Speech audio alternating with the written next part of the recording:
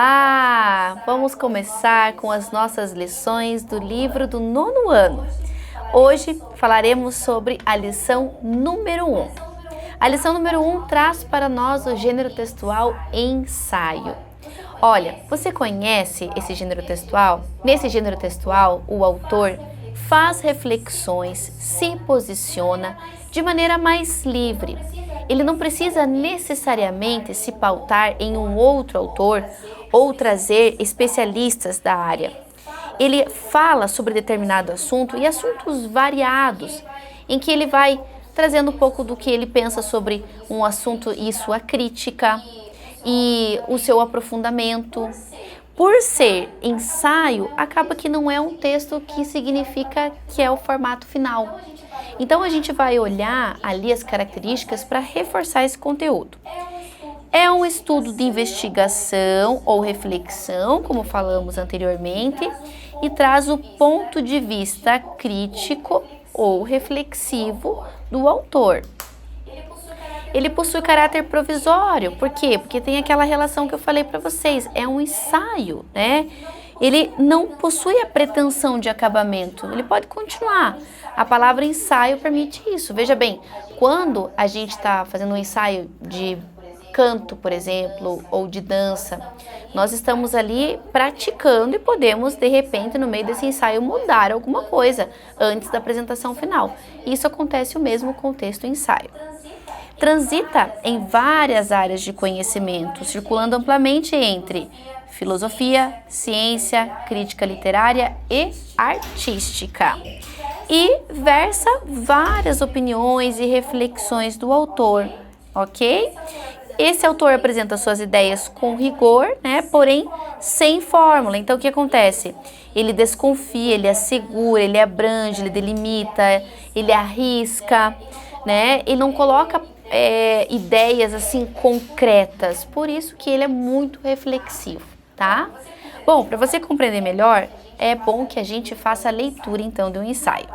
Na página 9 nós vamos fazer a leitura e depois vamos resolver algumas questõezinhas, ok? Então vamos lá. A pós-verdade é uma notícia falsa. Pós-verdade e fake news são dois termos que ganharam notoriedade no final de 2016. Eles foram criados, entre outras razões, para dar sentido a dois fenômenos que surpreenderam a opinião pública no decorrer do ano. O primeiro deles foi a decisão do Reino Unido de sair da União Europeia. A resolução ganhou o apelido que pegou e pelo qual ficou mundialmente conhecido: Brexit, de Britain e Exit. O referendo que aprovou a saída, para surpresa de boa parte do mundo ocidental civilizado, foi realizado em 23 de junho de 2016. O segundo foi a eleição de Donald Trump para presidente dos Estados Unidos, em 8 de novembro do mesmo ano. Logo em seguida, o dicionário Oxford definiu pós-verdade como a palavra do ano. Na justificativa para a escolha, explicou que o uso do vocábulo havia crescido enormemente durante o ano, associado principalmente aos dois acontecimentos descritos acima, o Brexit e a eleição norte-americana. Enunciou também qual era o seu significado: um adjetivo relacionado ou evidenciado por circunstâncias em que fatos objetivos têm menos poder de influência na formação da opinião pública do que apelos por emoções ou crenças pessoais. A partir daí, e em todo o ano de 2017, as notícias falsas ficaram em evidência, sintetizando e simplificando a percepção geral. A epidemia de notícias falsas fez com que os eleitores e a opinião pública tomassem decisões equivocadas, baseadas na emoção e em crenças pessoais, ao invés de em fatos objetivos. Há um claro conflito de interesses na afirmação acima. A mídia e boa parte da elite do mundo ocidental não apoiavam e foram surpreendidas, tanto pela Brexit como pela vitória de Trump. Consideram que ambas as decisões foram errôneas. Eu também acho, mas concluir que um processo artificial intencional, as fake news, foi o causador de ambos os desastres, é um salto ilógico e ideológico no escuro por várias razões. Bom, pessoal, eu quero ler até aqui com vocês. Depois vocês vão fazer a leitura completa do texto. Mas até essa parte, você pode perceber que o autor traz aqui o conceito de pós-verdade e notícia falsa. E ele vai explicando como isso surgiu e ao mesmo tempo se posiciona, né? O posicionamento dele começa aqui. Ele já fala, as fake news foi o causador, é um salto ilógico, ideológico, por várias razões. Então ele já vai se colocando aqui, né, com sua opinião. Depois ele diz assim, não há nenhum estudo objetivo que eu conheça, que prove que a globalização piorou o mundo. Então veja, quando ele fala que eu conheça, além de não ser uma linguagem muito rebuscada, é uma linguagem livre. Ele vai reflexionando, vai pensando, vai trazendo os pensamentos dele ali dentro do texto de uma maneira nem linear, muitas vezes, tá? Ok, pessoal, então eu quero que vocês acompanhem comigo, porque nós vamos fazer a resolução da questão número 1, tá?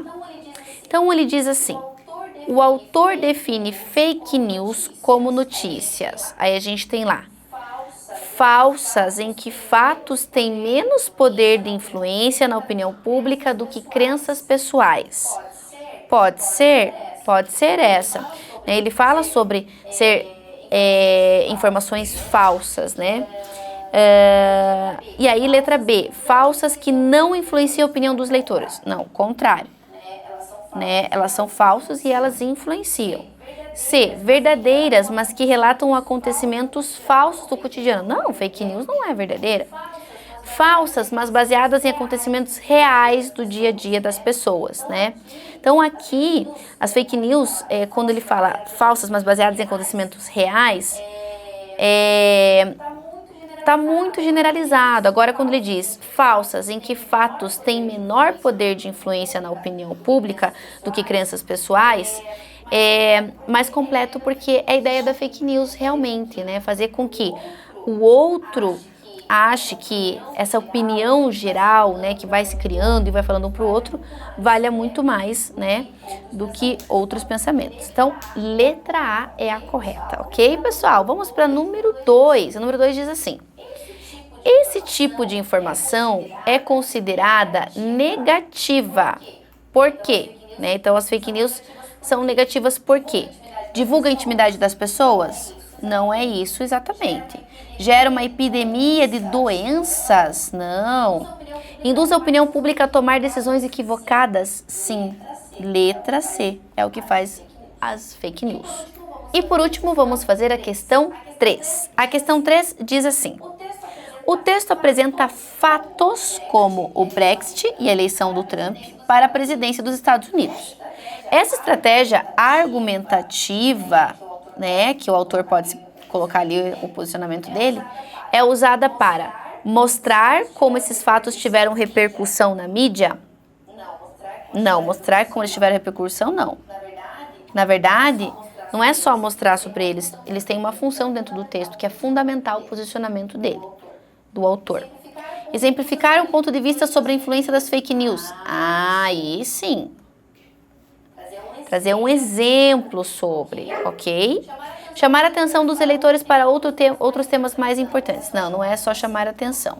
E apresentar fatos que ocorreram com o país do primeiro mundo? Não. Ele usa essas argumentações para exemplificar o que ele fala sobre fake news, ok? Muito bem, pessoal. Façam as outras questões e nós nos vemos na próxima lição. Até lá!